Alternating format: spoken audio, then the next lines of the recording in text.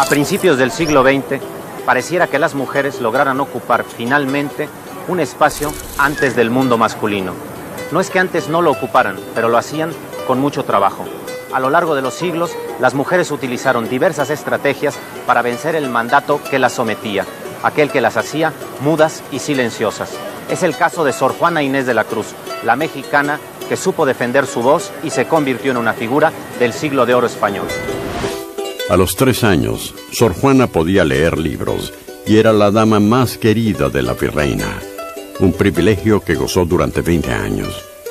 Sor Juana era una mujer muy valiente, ¿no?, para su época, es decir, ya desde pequeña tener que afirmarse en su personalidad de una manera luminosa, no de una manera triste o cavernosa, ¿no?, sino encontró, yo creo, en los libros esa necesidad y esa vía de exponerse, esa vía de decir, bueno, no me podrán decir nada si yo realmente sé más que todos.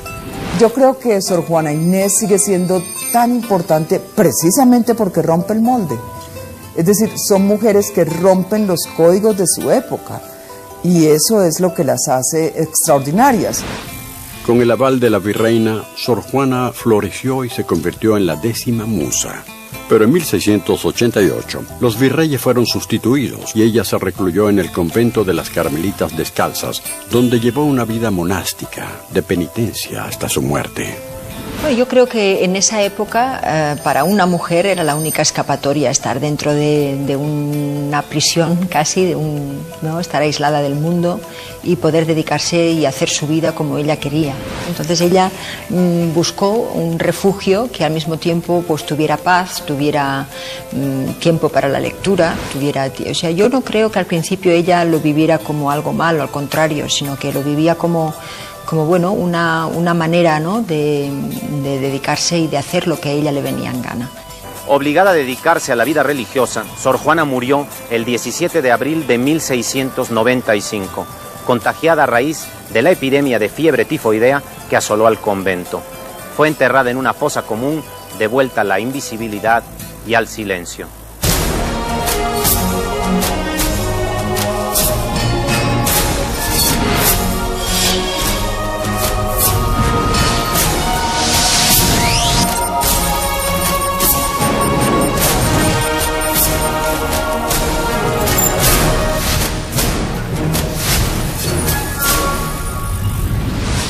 Mujeres que lucharon contra las limitaciones que les imponía su condición femenina. Para la escritora Victoria Ocampo, 200 años después, la pelea era la misma. Nacida a finales del siglo XIX, Victoria Ocampo fue una escritora y editora brillante. También una pionera de la lucha feminista. Victoria Ocampo fue una aristócrata argentina que tuvo una gran vocación por la cultura. Y ella lo tradujo como una mecenas. Y además fundando una revista que tuvo una gran importancia, que fue Sur.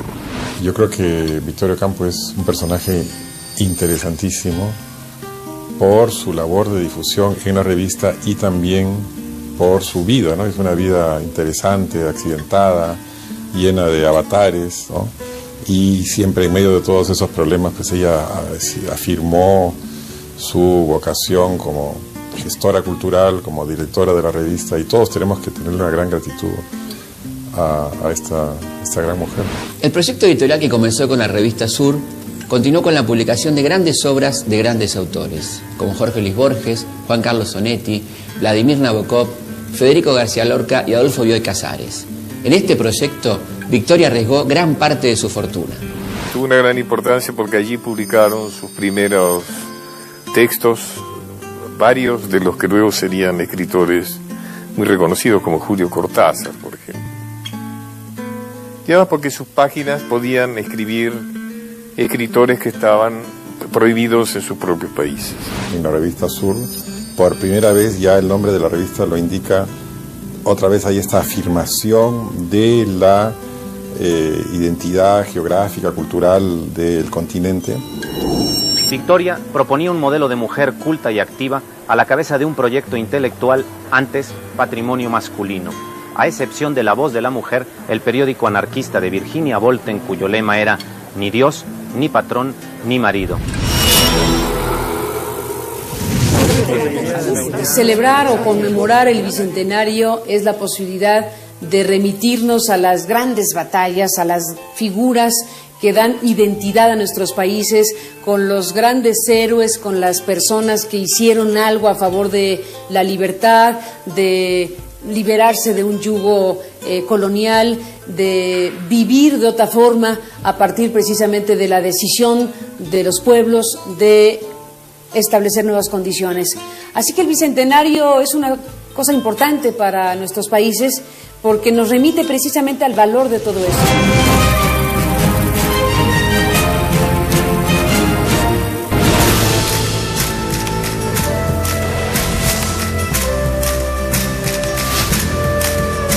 Con mayor o menor protagonismo, desde la primera línea o desde las trincheras, las mujeres siempre participaron de los movimientos campesinos, sindicales y de derechos humanos. En el siglo XX, a partir de los años 60, la política está en la calle y las mujeres salen a pelear a la par de los hombres. En los 60, en las frecuentes movilizaciones estudiantiles, hay tantas mujeres como hombres. No es casual. La matrícula femenina en las universidades ha equiparado a la de los varones. Las mujeres ingresan a la militancia política y en organizaciones armadas. Se comprometen desde las armas y también desde el arte. Padecen la persecución y el exilio. Yo creo que el machismo es una realidad, es algo que no hemos podido erradicar en América Latina. Se puede ver muy claramente, por ejemplo, en los modelos de comunicación, se puede ver en la publicidad, se puede ver cómo los roles que encasillan a las mujeres en tareas del hogar, en asuntos que la limitan finalmente en su presencia social y pública y en el ámbito incluso de las decisiones del propio hogar. Entonces eso es una realidad, es una pandemia, no es un asunto de un país u otro, es un asunto que marca precisamente la vida de este mundo que hoy vivimos. La posición de las mujeres en América Latina pienso que varía mucho, sobre todo dependiendo del estrato social. En los estratos más bajos creo que hay todavía unos problemas pues enormes de machismo, de maltrato, de abuso. No sé, pienso que ahí todavía nos falta recorrer mucho camino, aunque he conocido también mujeres que se han vuelto como lideresas, esa palabra la aprendí hace poco, en su comunidad y tienen organizaciones increíbles y son cabezas de familia y al tiempo hacen un trabajo social increíble, pero el hecho de que ellas existan implica que hay una cantidad que las necesitan. En América Latina hay mujeres que luchan por sus derechos y otras que luchan por conservar la vida, como las de Ciudad Juárez. En Ciudad Juárez, en la frontera norte de México, la violencia y la impunidad permanecen. La violencia contra las mujeres, la más escondida y la más extendida de las violencias, ha hecho de esta ciudad su paradigma.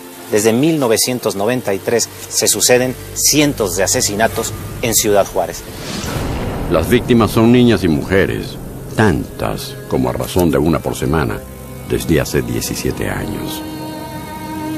Esta cuestión de las muertas de Juárez es un fenómeno muy doloroso, muy inexplicable, que causa mucha rabia, mucha indignación. Y lo que sucede ahí es tan grande que no ha sido posible enfrentarlo. Eso es lo que es realmente aterrador, que alguien pueda gozar de tal impunidad, de alguien que cometa este tipo de delitos, pero de que creo que saben perfectamente quién es, no me cabe duda, o sea, de qué estamos hablando.